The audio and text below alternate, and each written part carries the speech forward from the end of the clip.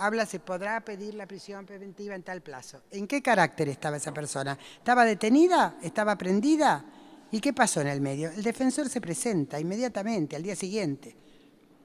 Y esto es una cuestión que la aprehensión en detención, los jueces, por lo menos en nuestra provincia, la resuelven en 24 horas, porque son 2 o 3 cosas que se necesitan. No se necesita toda la prueba como para la prisión preventiva. Por eso yo digo que hay plazos que podemos revalorarlo. Y no se olviden que siempre se pide, y lo que piden los códigos y demás, es la razonabilidad de las pruebas. Si no hay razonabilidad, el juez no le va a otorgar. Y la razonabilidad en tan breve tiempo, en un caso serio, grave, no se obtiene en la práctica. No sé, después de probado, qué van a decir, pero por ahora es lo que me corresponde decirles. Luego, el 183, cuando habla de la prisión preventiva y cuáles son las causales. Las enumeradas en el código, me parecen, en este proyecto de código, me parecen muy bien, menos la conmoción social del hecho. ¿Qué es la conmoción social del hecho? Es la que fijan o ponen en los medios, porque no hay una cuantificación de qué es la conmoción social. A un barrio le puede tener conmoción social porque le mataron al vecino, pero eso es conmoción social si todavía no sabemos ni siquiera si hay un sospechoso, quiénes son los posibles autores, etcétera, etcétera. Yo creo que no hay una evaluación razonable de la conmoción social, entonces va a chocar también con la cuestión preventiva. A mí me parece que esto es dejar abierto un margen tremendamente peligroso para que con qué connotación se puede hablar de conmoción social. Yo sacaría solamente eso, conmoción social del hecho, y lo demás lo dejaría como criterios de peligro de la fuga o el entorpecimiento. Voy luego a las diligencias. Espérenme un poquito, es el 227. El 227, es muy largo, entonces para no leerlo quise resaltar nada más que lo que a mí me parece que no andaría, que de acuerdo a lo que dice el artículo 227 de este proyecto, cuando el fiscal rechace alguna medida de prueba solicitada por las partes, estas partes pueden requerirle al juez una audiencia para que diga la procedencia o no de esa prueba propuesta precedentemente. Y el juez la ordenará, si cree que es oportuna, al fiscal. Perdónenme, sistema inquisitivo. El juez no le puede ordenar, el juez tiene que garantizar el debido proceso. No le puede ordenar al fiscal. ¿Por qué? Porque el que dirige, acá hay un resabio de los jueces instructores. ¿Qué sucede? El fiscal puede rechazarle a las partes una prueba porque entiende que para su diligencia no es necesaria, oportuna o puede demorar mucho tiempo. Y por allí las partes, y puede ser la defensa, quiere ganar un tiempo y entonces presenta alguna cuestión hacia esa prueba denegada por el fiscal. La defensa tiene todo el derecho de conocer las pruebas, de conocer las diligencias, pero hay un legajo fiscal que necesita el fiscal justamente para llegar a la acusación. No se olviden que el fiscal es el representante de la ciudadanía y es el que tiene que impulsar la acción penal. Él sabe con qué tiene que impulsar. Si se llegara a equivocar y estuviera mal en nuestro proyecto para evitar esa tanta autonomía, digamos, específica del fiscal, nosotros tenemos los fiscales generales, que es lo que le digo que forman el Consejo de Fiscales, que es el fiscal general de cada departamento judicial, que es el que implementa las políticas en su jurisdicción y es el que colabora con los fiscales ante cualquier situación que se les presente. Esta podría ser una.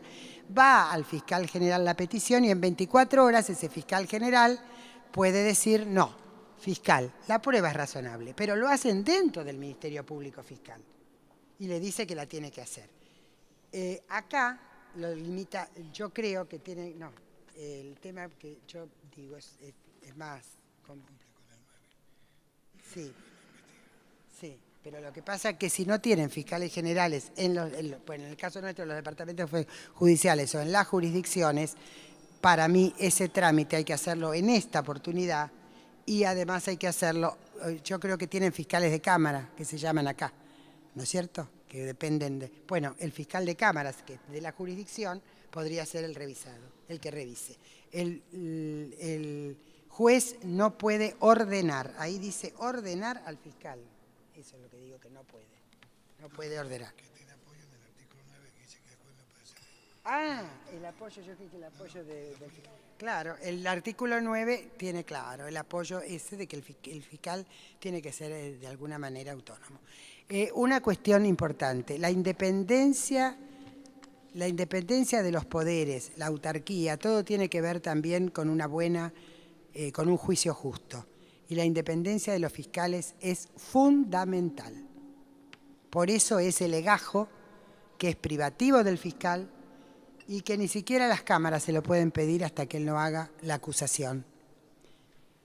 Porque si no puede haber intromisiones que vulneren la independencia del fiscal que está investigando. Si después el fiscal se equivocó, estarán los remedios procesales y los remedios administrativos o de jury o de lo que fuere, si eso provocó el hecho, ese u otros, que provocó el hecho de la falta de un éxito en la investigación. Pero en el proceso, el fiscal es el dueño del proceso con la contrapartida del defensor, que tiene derecho, por supuesto, con su defendido, a presentar también sus pruebas, a contrarrestar las pruebas de la otra parte, todo lo que fuere. Pero el que dirige la investigación es el fiscal. No puede haber intromisión de otro poder, ni de un juez, ni de nadie.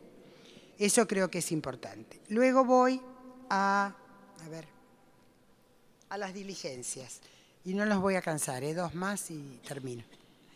La proposición de diligencias. También me lo resumí para no entrar en despropósitos, que es el artículo 227.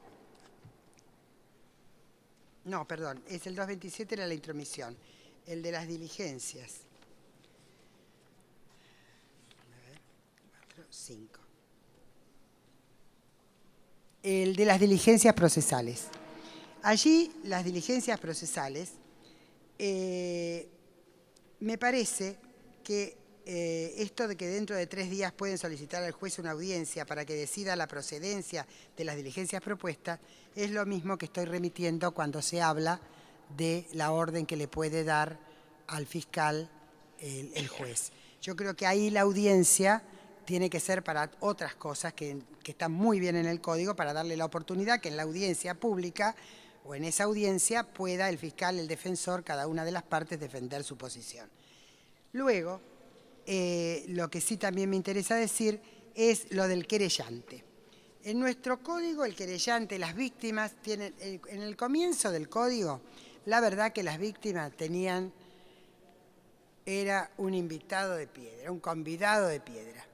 Con algunas de las reformas, incluso propuestas por los propios fiscales, que a ellos les convenía la figura del particular damnificado o querellante, porque colabora con el fiscal en la proporción de pruebas, entonces se hace más ágil la actividad, puede evitar nuevos recursos, etcétera, etcétera. En la víctima era un convidado de piedra. Con la modificación, ahora, con esta introducción, ahora no, hace bastante ya, el querellante o se le llama querellante o particular damnificado, tiene total forma de hacer todos los planteos que quiera hacer, pedirle al fiscal que proceda a poner otras pruebas, etcétera, etcétera, y las víctimas hacer el control a través de su defensor y oponerse si hay alguna prueba que no cree.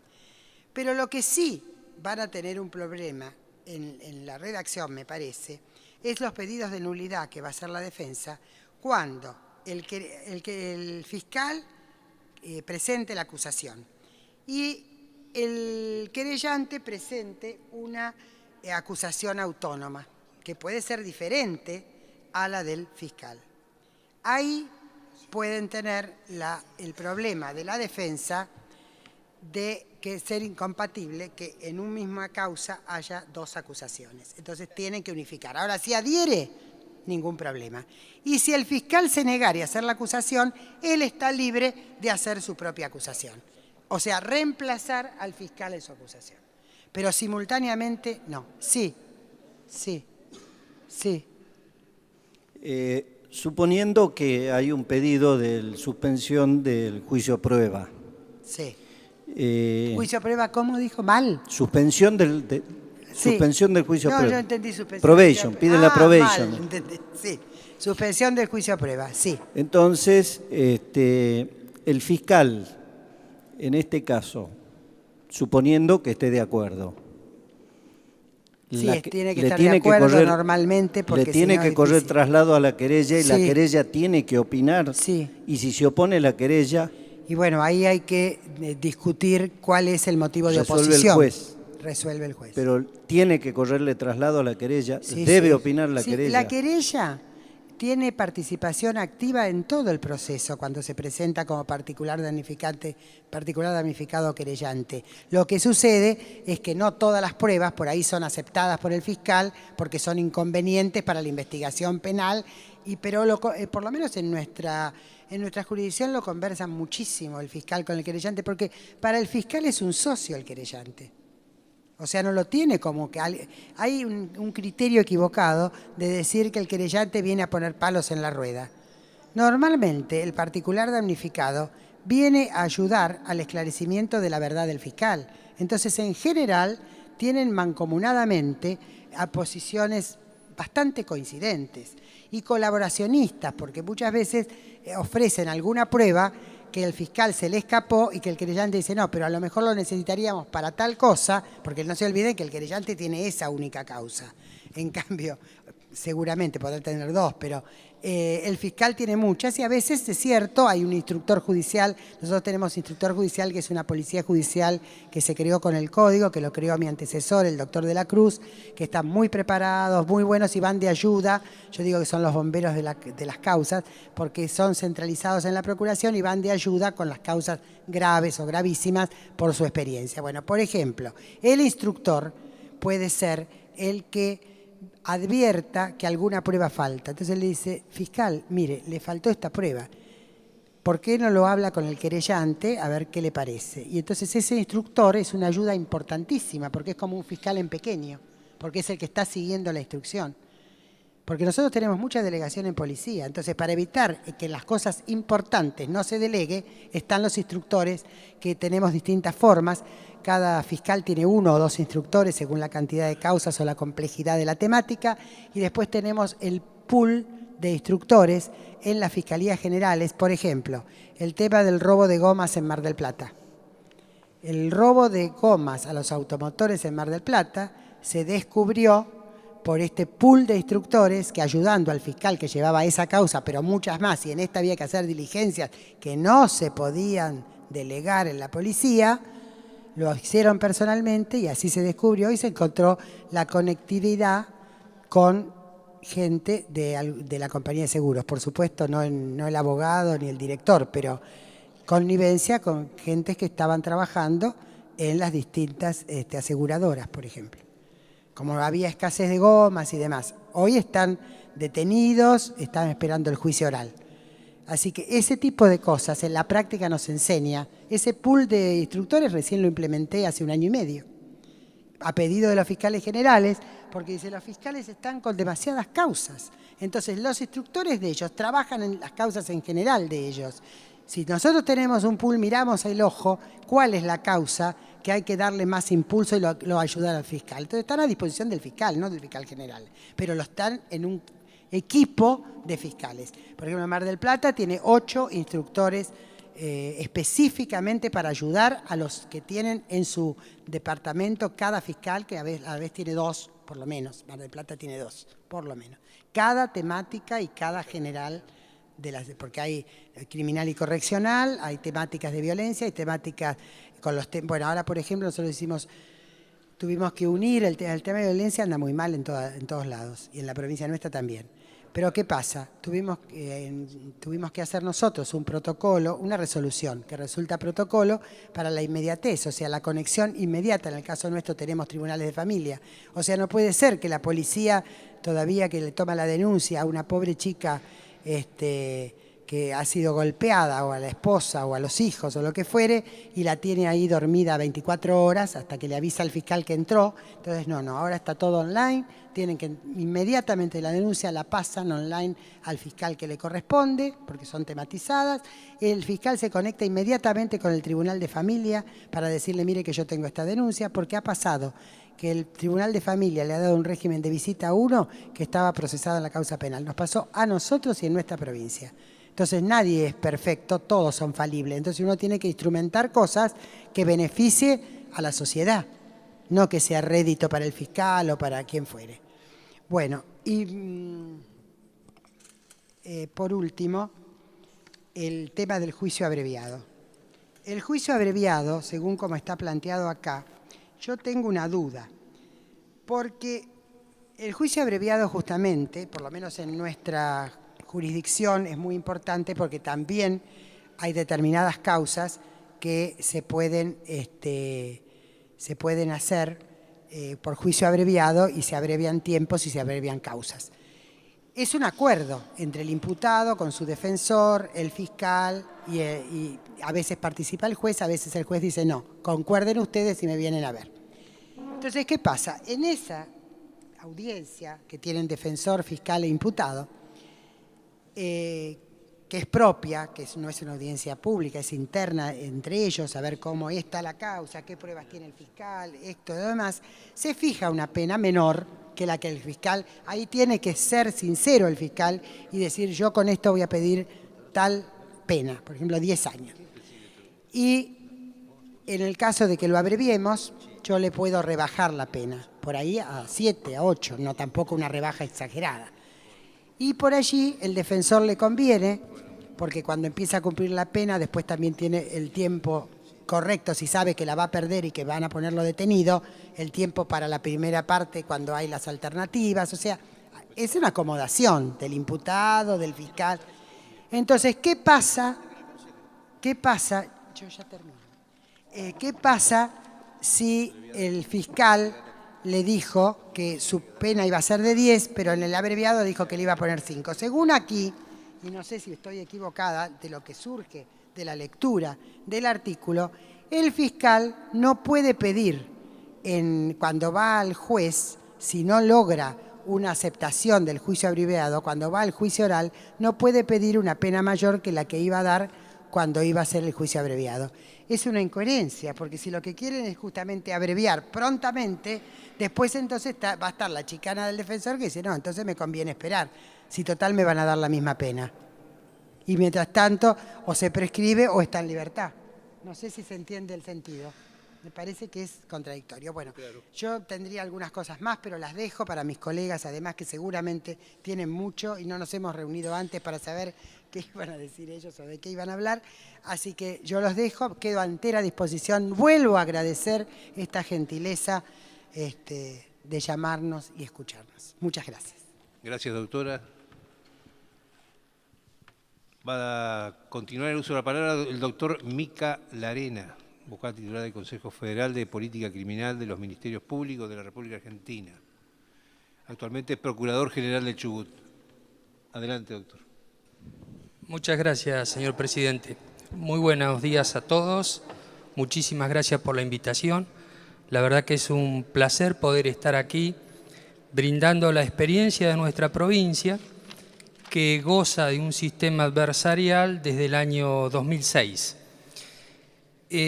Sistema que pasó por un montón de vicisitudes, de hecho tuvo ya a esta altura 2 reformas, una que se hizo en el año 2008 a partir de una comisión interpoderes que se formó con representantes de los bloques de nuestra legislatura provincial, con representantes de la magistratura, colegios de abogados, Poder Ejecutivo, y que personalmente yo integré siendo fiscal de Estado.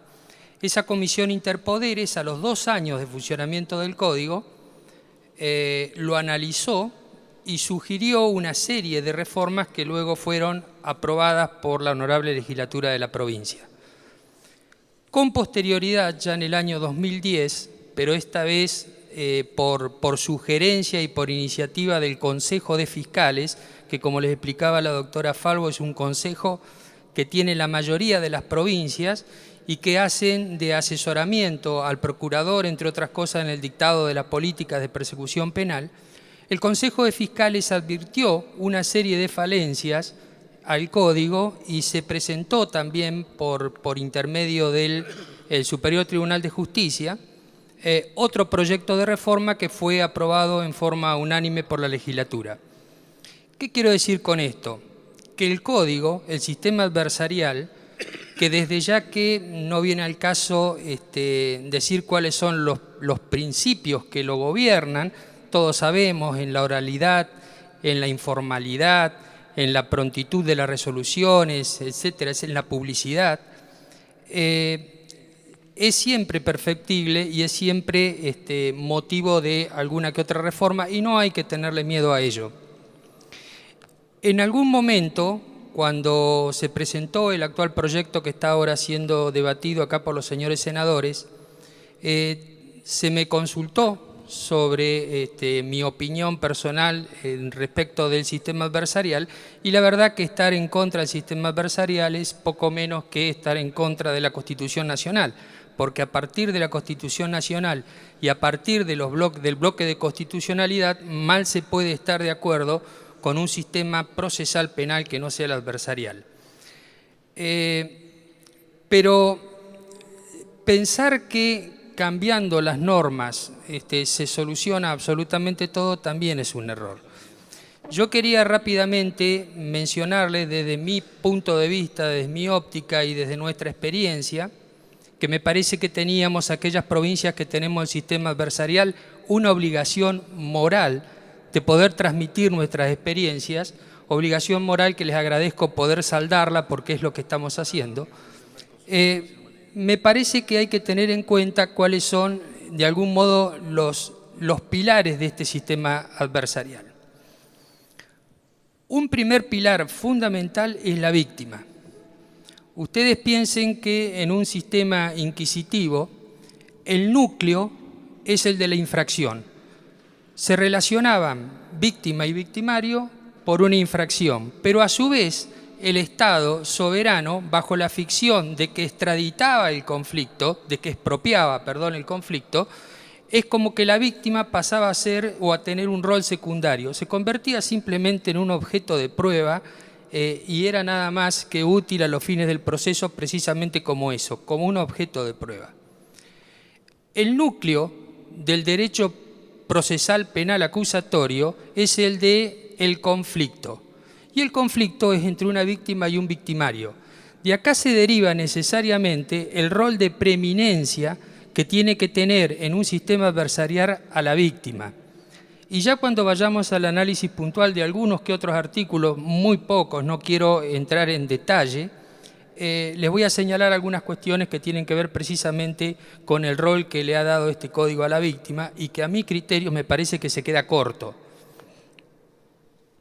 Otro de los pilares fundamentales de un sistema adversarial, porque no se trata, como decía también acá el doctor Quattropani, de cambiarle el ropaje al juez de instrucción y ponérselo al fiscal si vamos a seguir utilizando las mismas metodologías de investigación. Lo que se trata es de cambiar el paradigma de la investigación.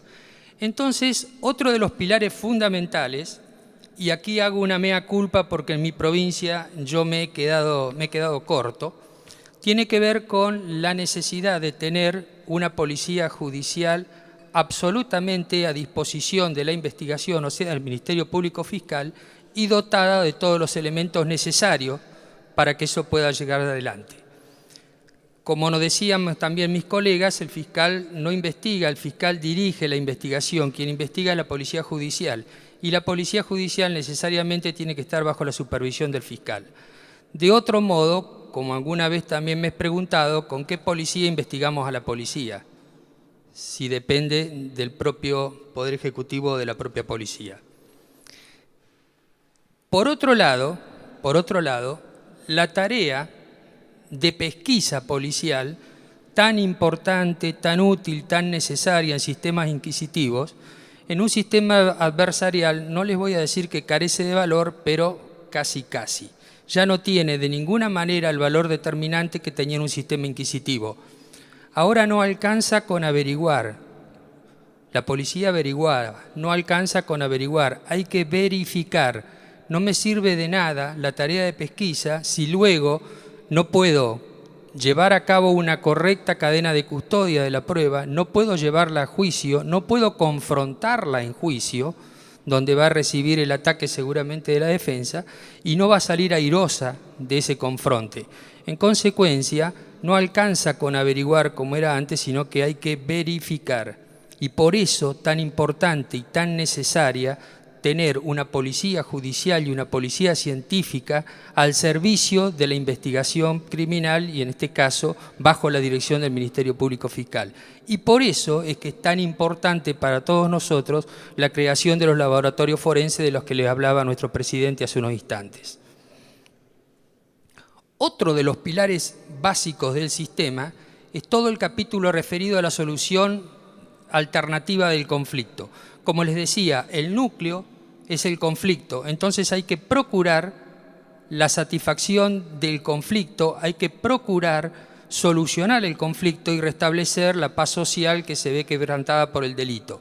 Entonces, es muy importante todos los mecanismos tendientes a la negociación, a la suspensión del juicio a prueba, a la reparación, a la conciliación, porque eso es lo que le da respuesta a la víctima, que ahora, como les decía, tiene un rol fundamental.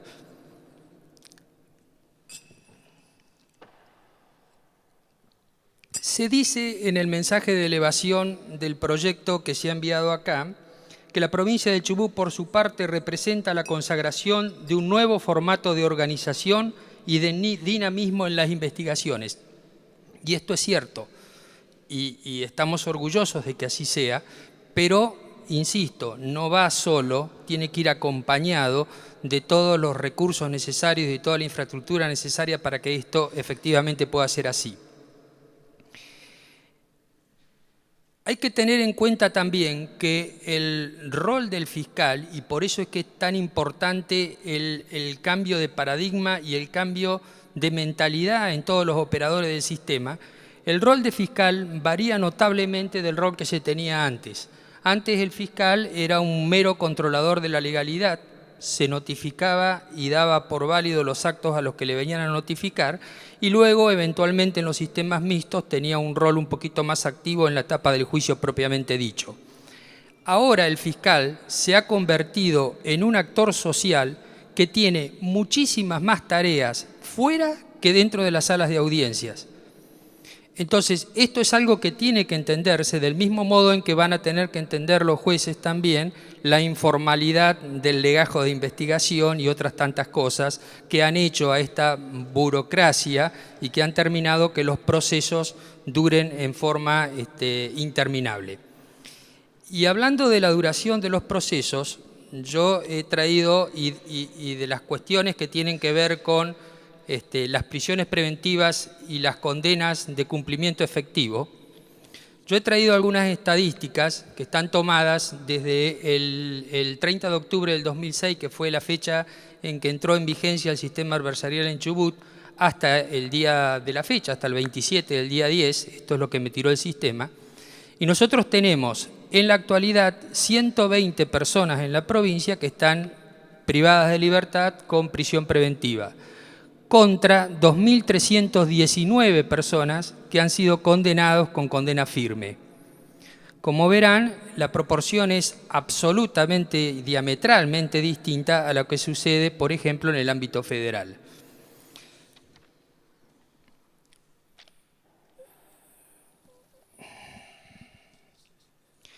Otra de las cuestiones que, por supuesto, van a tener que tener muchísima consideración y muchísimo cuidado a la hora de analizar, no solamente van a ser con las leyes orgánicas respectivamente, tanto la del Ministerio Público Fiscal como la de la Defensa, que tienen que acompañar necesariamente el código, sino también con la creación de la oficina judicial. La oficina judicial no es una cuestión menor, porque la oficina judicial es la que le saca a los jueces todas las tareas, digamos, administrativas. La oficina judicial es la que asiste a las partes. El código, a mi criterio, adolece de acá de algún defecto, dice que asiste al juez y en realidad lo que debe hacer la oficina judicial es asistir a las partes, no solamente al juez. Tiene que tener un rol fundamental. La oficina judicial en el código no tiene, por ejemplo, previsto qué pasa en el caso del incumplimiento de los plazos. Y yo les puedo asegurar que uno de los principales cuellos de botella se dan precisamente con la oficina judicial. O sea, el juez sabe que si no cumple el plazo es pasible de un pronto despacho y eventualmente si no lo cumple es pasible de un jury de enjuiciamiento. El fiscal también. En la oficina judicial no está prevista, por lo menos en el código, esa sanción. Y es uno de los principales problemas. El cuello de botella que nosotros advertimos en la provincia no tiene que ver con los plazos de investigación, porque esos son perentorios, sino que tiene que ver con el plazo después de que se toma la oficina judicial para constituir el tribunal colegiado o unipersonal que va en definitiva a juzgar el delito. Muchas veces sucede que a los 6 meses que tiene el fiscal para concluir la investigación y presentar o formular la acusación, se ven superados, pero por amplísimo tiempo, con el tiempo que después se toma la oficina judicial para hacer la citación a juicio y constituir el tribunal. Y realmente es algo absolutamente incomprensible. Tiene sus razones de ser son también que a nadie le gusta que le manejen la agenda, y menos a los jueces. Entonces, el director de la oficina judicial no solamente tiene que tener un rango equivalente a juez, sino también que tiene que creérselo, porque de lo contrario la agenda la empiezan a manejar o la siguen manejando los jueces en lugar de manejarla el director de la oficina judicial como debería ser, por lo menos en este proyecto. Ese es un tema también que tienen que tener muy en cuenta. Por último, y para mencionar brevemente nada más algunas cuestiones que a mí me parece que son pilares del sistema, nosotros en la provincia hemos creado una oficina de comunicación institucional que tiene comunicadores institucionales en cada una de las fiscalías. Y esto nos sirve no solamente a lo que tiene que ver con la comunicación interna, que no es un tema menor, sino también con lo que tiene que ver con la comunicación externa. O sea, hay una página web donde los comunicadores del Ministerio Público Fiscal permanentemente suben todas las comunicaciones, los videos de las audiencias, etcétera, etcétera, porque esto es una forma de dar la publicidad, que es uno de los principios que el Código intenta respetar, ¿verdad? La publicidad de los actos. Y por último, en otro de los pilares fundamentales del sistema, pero esto ya va a ser tarea seguramente de la Procuración General, es una oficina de control de gestión. La informalidad del legajo se sostiene en base a una buena oficina de control de gestión, porque de lo contrario nadie puede controlar nada, no hay forma de controlarlo. Entonces, con una buena oficina de control de gestión uno puede saber no solamente los datos que yo le estoy dando de estadísticas, sino, por ejemplo, cuántas audiencias tiene el fiscal, cuánto tiempo le demanda, qué tipos de audiencia, en fin, todo lo que sucede en el legajo. A medida que van cargando en el legajo, se va cargando en el sistema, un sistema que se llama Coirón en nuestra provincia y que está reflejado absolutamente todo lo que pasa con ese legajo y que además permite que sea materia de consulta de cualquier fiscal en cualquier lugar de la provincia. Esto también tiene muchísima importancia para el caso de los reiterantes, por ejemplo, aquellos sujetos que tienen un montón de causas abiertas. Para el caso de las víctimas también nos sirve para hacer un control y un seguimiento de las víctimas del delito. Esto rápidamente como para mencionar algunos de los puntos que yo creo que son importantes, de los pilares de un sistema adversarial. Y ahora para entrar así también muy rápidamente y no agotarlos en el análisis puntual de algunos artículos del Código que creo que merecen ser revisados para evitar inconvenientes, les digo que, bueno, lo de la oficina judicial ya les comentaba, el artículo 57 dice que los jueces serán asistidos por un director de la oficina judicial. En realidad sería mucho más prudente decir a las partes y no a los jueces. Les cuento por qué, un caso práctico que sucede todos los días. Por ejemplo, hay que hacer una rueda de reconocimiento. Hay una persona imputada de un delito, hay que hacer una rueda de reconocimiento y hay que salir a buscar lo que en la jerga se conocen como los muletos. 3 o 4 personas que reúnan características similares al sujeto que va a ser identificado. ¿Quién los busca?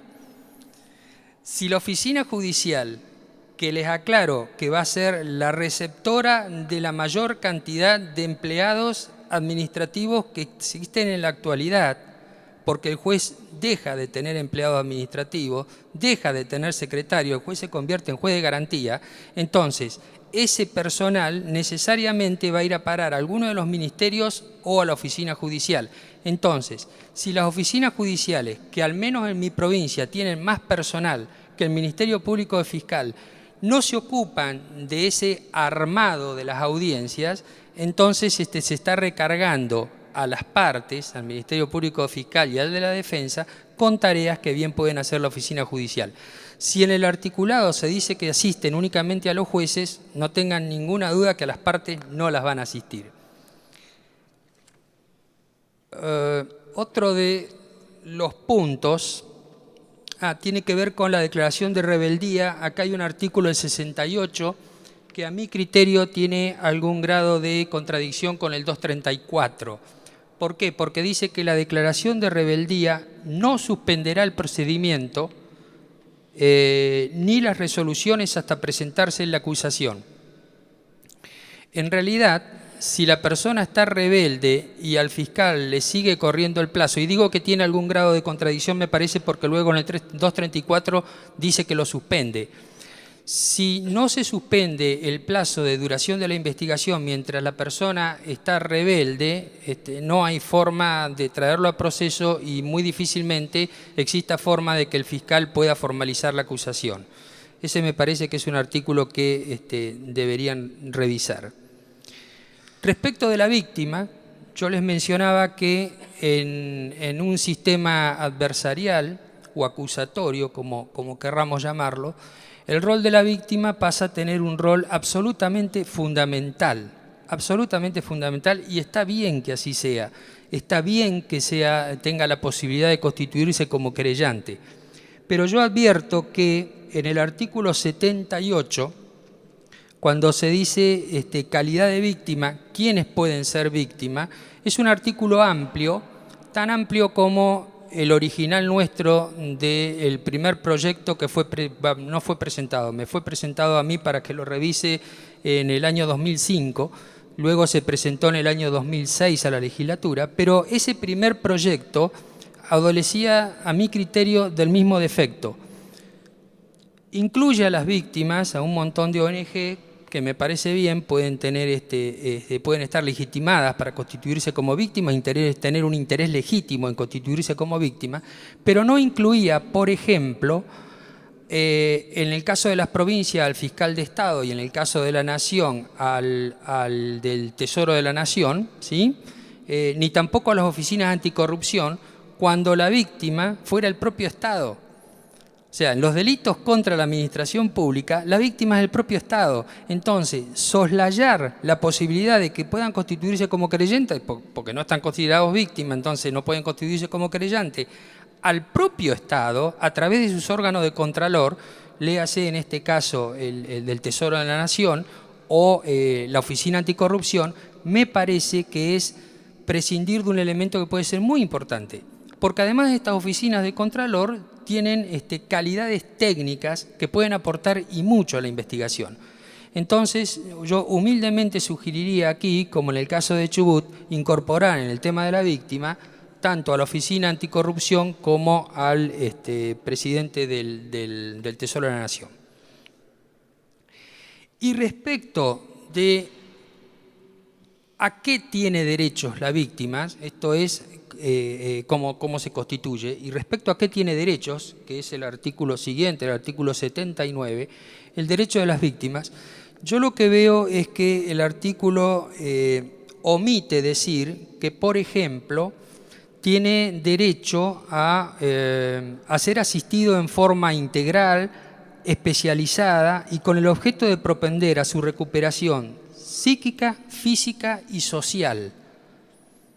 Nosotros lo tenemos, esto de la recuperación física, psíquica y social, instaurado en nuestra Constitución de la provincia del Chubut. Si mal no recuerdo, fue uno de los artículos que se introdujo en el año 94 con la reforma. El artículo 35 de la Constitución de la provincia del Chubut dice precisamente esto, y esto es realmente atender a la víctima, tratar de recuperarla física, psíquicamente y socialmente. No es solamente cuestiones de decir tiene derecho a examinar las actuaciones, tiene derecho a que se le comunique, tiene derecho a... No, no, no. Hay que tratar de que la víctima supere el trauma que le ocasionó el delito. Eso es un sistema adversarial. En consecuencia, uno de los pilares fundamentales de un sistema adversarial es un buen servicio de asistencia a la víctima. Y en este caso también, cuando leo el artículo 80, limita el servicio de asistencia a la víctima nada más que a un asesoramiento técnico. Para asesorar técnicamente a la víctima está el fiscal. El fiscal es el defensor de la víctima. El servicio de asistencia a la víctima tiene un rol distinto, que es tratar de proponer a la recuperación física, psíquica y social de la víctima. Miren, a mí me ha costado muchísimo, en mi provincia, hacerle entender a los fiscales que el rol del servicio de la víctima es totalmente distinto al rol del fiscal. A pesar de que el servicio de la víctima está constituido en forma por distintos profesionales, tienen psicólogos, tienen asistentes sociales, tienen abogados, o sea, es interdisciplinario cada servicio que está en la provincia, y tiene también abogados. Pero el abogado del servicio de la víctima no está para asesorar a la víctima sobre cuestiones procesales. El rol del abogado del servicio de la víctima es distinto. Es acompañarla a la víctima, es explicarle qué va a pasar en la audiencia, es explicarle cómo tiene que ponerse en la audiencia, hasta dónde tiene que sentarse, de qué modo contestar cuando las partes le pregunten, no qué tiene que decir, sino de qué modo contestar. Ese es el rol, explicarle qué es lo que va a pasar, dónde va a estar sentado el imputado, ese es el rol del abogado del servicio de la víctima. No asistirla técnicamente, porque si no se mezclan los roles y se confunden los roles, y entonces sí nos transformamos al servicio de asistencia a la víctima en una oficina eminentemente técnica. Y la verdad, la finalidad es otra, porque si es una oficina técnica, entonces no va a propender a lograr el bienestar o el recupero de ese bienestar perdido por la víctima. Y me costó muchísimo hacerle entender a los fiscales que si el servicio de asistencia a la víctima cumplía su rol como corresponde, ellos indirectamente se iban a ver beneficiados en la investigación. Porque no es lo mismo tomarle declaración a una víctima temerosa, traumada, con dudas, que a una víctima que está contenida por profesionales que saben lo que hacen en el servicio de la víctima. Entonces, hacerles entender a los fiscales que indirectamente este trabajo les iba a servir a los fines de ellos, que es la investigación penal, costó, pero se entendió. ¿Algún otro artículo que me parece importante?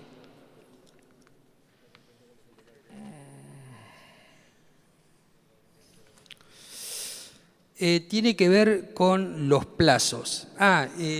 Como punto a destacar y de mejora realmente respecto del Código nuestro del 2006, les cuento la posibilidad que tiene este proyecto de que el fiscal pueda tomarle juramento al testigo que está entrevistando en la etapa de investigación preliminar. Lamentablemente el nuestro no lo tiene, intentaremos alguna reforma en algún momento. El nuestro no lo tiene y eso ha generado un sinfín de inconvenientes, por más que se le sugiere a los fiscales grabar o filmar la entrevista. El tema es que, y sobre todo en delitos graves, cuando el fiscal entrevista al testigo, el testigo le puede decir una cosa y si en juicio se desdice, como ha pasado muchas veces, no tenemos la posibilidad de enjuiciarlo por falso testimonio precisamente porque ante el fiscal no prestó juramento de decir verdad. Eso me parece un avance importante en este proyecto que ustedes están analizando. Y con respecto de los plazos, y con esto voy terminando,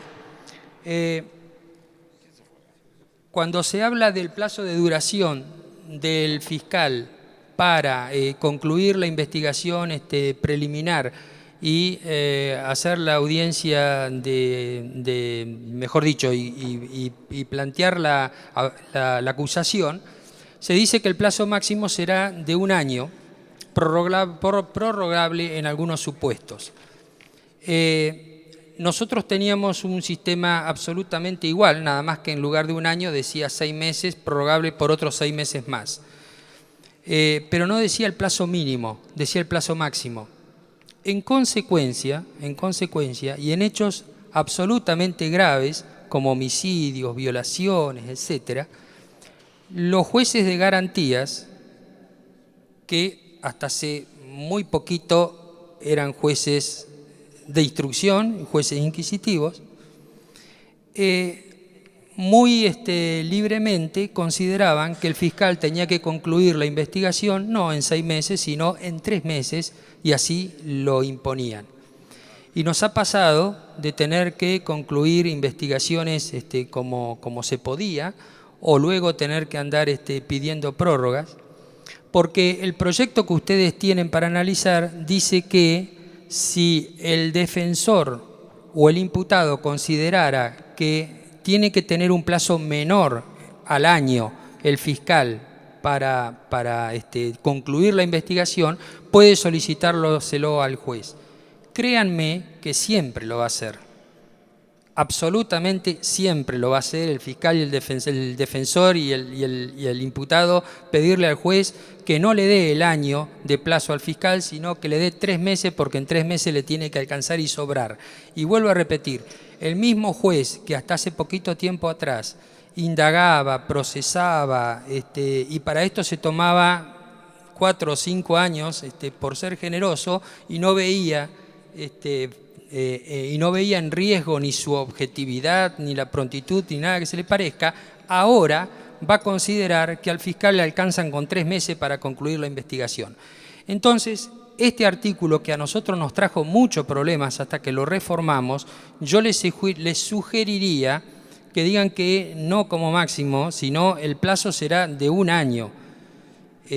Créanme que si el fiscal considera que puede concluir con la investigación antes, va a ser el mismo el que pide un plazo menor. Lo contrario sería llenarse de expedientes que no tienen ningún sentido, sobre todo pesando sobre él la responsabilidad que pesa si se le vencen los plazos. Y por último, y para terminar y no abusar demasiado de vuestra generosidad, nosotros en una de las últimas reformas también del año 2010, la que se propició a partir del Consejo Federal del Consejo de Fiscales, propusimos la incorporación de un artículo que en el Código nuestro lleva el 415 bis y que es el juicio inmediato. Procedimiento rápido, juicio inmediato, depende la provincia, la terminología que le da. Pero es ni más ni menos que esto que hablaban también mis colegas, de que en los casos de flagrancia se pueda llegar rápidamente a juicio sin necesidad de estar ni 1 año ni mucho menos. En 30, 60 días tendría que estar concluido. Eso es todo. Muchas gracias. Gracias, doctor.